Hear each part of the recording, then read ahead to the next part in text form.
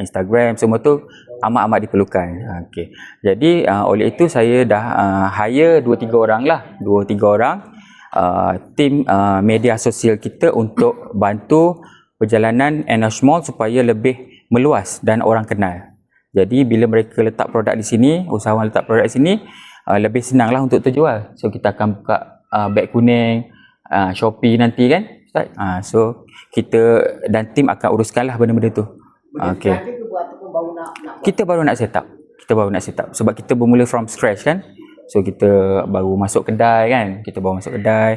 Dan produk usahawan pun ada beberapa lagi yang akan masuk. Jadi perlu take time lah. Tapi insya-Allah kita akan teruskan.